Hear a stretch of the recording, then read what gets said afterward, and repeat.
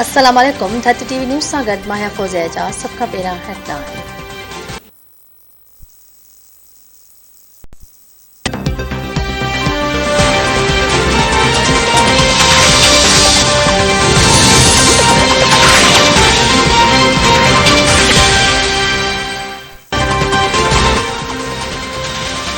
ख़ानगी channel जे drone उॾाईंदड़ operator जी जांच करे रहिया आहियूं।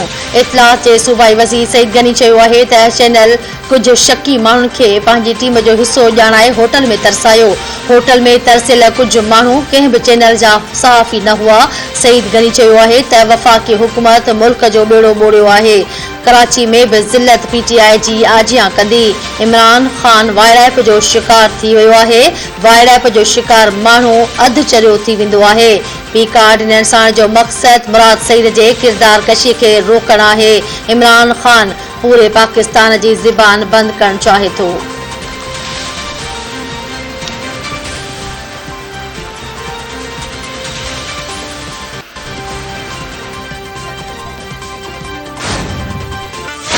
लेके कहता है कि यू टर्न लेना लीडर का निशानी है।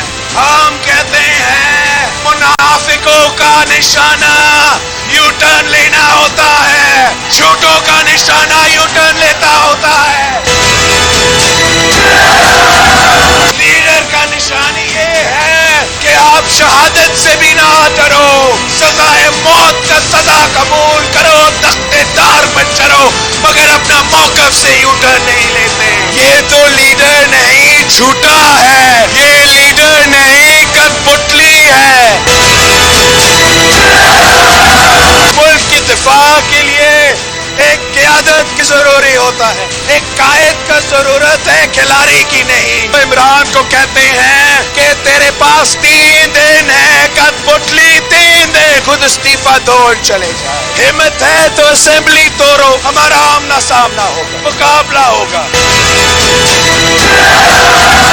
हम पहुंचे इस्लामाबाद, हम जमहूरी हमला करेंगे, हम कठपुतली को भगाएंगे, साफ और शफाफ इलेक्शंस करवाएंगे कि अवाम अपने नुमाइंदे मुंतखब करेंगे। पीपल्स पार्टी जो अवामी मार्च बिलावल भुट्टो ज़रदारी जी अॻुवाणी में इस्लामाबाद ॾांहुं रवां तवां। पीपल्स पार्टी जो अवामी लॉन्ग मार्च पंजाब जे तख्तगाह लाहौर पहुतल। चेयरमैन बिलावल भुट्टो ज़रदारी नासिर बाग लाहौर में अवामी मार्च खे ख़िताब कंदो। पीपी चेयरमैन जो ॿियो ख़िताब मुरीद खे ऐं टियों ख़िताब शेरांवाला बाग में थींदो। बिलावल भुट्टो ज़रदारी जी क़यादत में पीपीए जो अवामी मार्च वज़ीराबाद पहुची राति तरसंदो।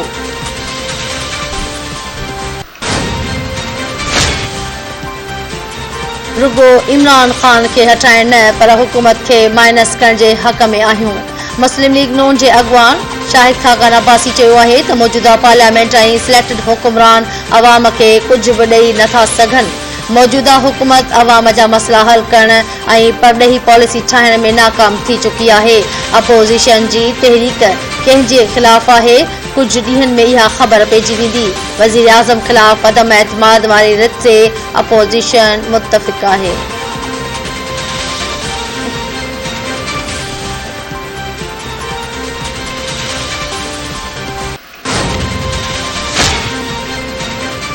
मुल्क में ज़रई औज़ार ठाहींदड़ यूनिट बंदि थियण मईशत लाइ ख़तरनाक आहे। मुस्लिम लीग नून जी तर्जमान मरियम औरंगज़ेब चयो आहे त यूनिट बंदि थियण सां ज़राअत ऐं आबादकार मुतासिर थींदा।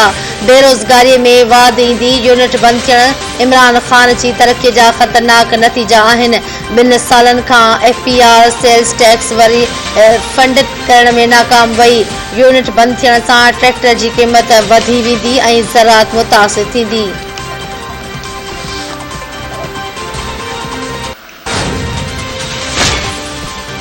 पेशावर साने में आपघाती बमबार जे कुझु सहूलियतकारनि खे पुलिस गिरफ़्तार करे वरितो। आपघाती बमबार जे जिस्मानी उज़वनि ऐं फिंगरप्रिंट सां आपघाती बमबार जी सुञाणप थी वई। ख़ैबर पख्तूनख्वा पुलिस वाक़े में मुलविस नेटवर्क जो पतो लॻाइण जी दावा करे छॾी। पुलिस दहशतगर्द खे आणण वारे रिक्शा ड्राइवर ताईं बि रसाई हासिल करे वरिती। पुलिस मूजिब दहशतगर्द तरबियत याफ़्ता हो। आपघाती बमबार जा उज़वा फिंगरप्रिंट्स बि हासिल कया विया। खैबर पख्तूनख्वा जे वॾे वज़ीर महमूद ख़ान पारां इमाम बारगाह जो दौरो शहीदनि जे वारिसनि सां ताज़ियतूं कयूं। महमूद ख़ान चयो आहे त जाबदारनि खे हर सूरत में संदनि अंजाम ताईं पहुचायो वेंदो। इबादतगाहनि जी फुल प्रूफ सिक्योरिटी लाइ क़दम खयां पिया वञनि।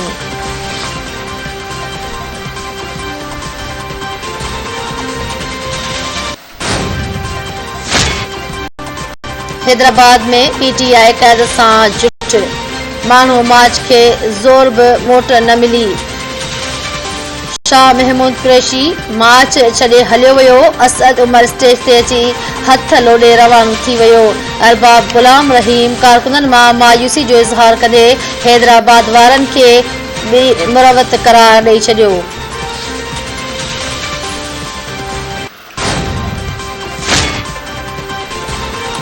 पाकिस्तान में कोरोना विघे वधीक मरीज़ 7 मरीज़ खां हयातियूं खसे वरितियूं। NCOC मूजिबि गुज़िरियल ॾींहुं सॼे मुल्क में 37,661 माण्हुनि जा नमूना वरिता विया। वधीक 755 नवनि केसनि जी तस्दीक। हकारी केसनि जी शरह 2% रही। सॼे मुल्क में 821 मरीज़नि जी हालत ॻणितीअ जोगी।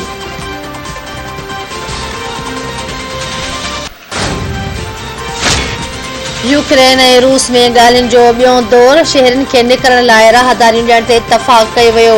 रूसी सदर पुतिन जो जर्मन चांसलर ओलाफ शोल्ज सां राबितो। रूसी सदर जो चवणु आहे त हू यूक्रेन सां ॻाल्हि ॿोल लाइ तयारु आहिनि। उमेद आहे त कीव माक़ूल तामीरी मौक़िफ़ इख़्तियार कंदो।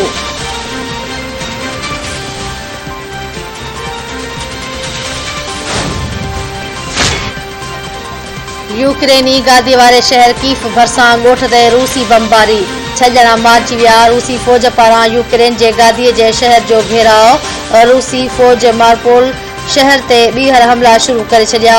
शहरी अख़्तियारनि जो चवणु आहे त बमबारी सबबि शहरनि खे ॿाहिरि कढण वारो सिलसिलो रोकियो वियो आहे। यूक्रेनी सदर पोलैंड जे सरहदी इलाइक़नि ॾांहुं मुंतक़िल थी वियो।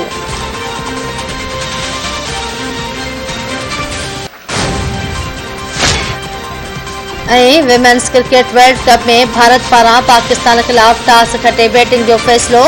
टीम पाकिस्तान खे 245 रन्स जो हदफ़ ॾेई छॾियो। भारतीय टीम मुक़रर 50 ओवरनि में 77 विकेटनि जे नुक़सान ते 244 रन्सूं ठाहियूं।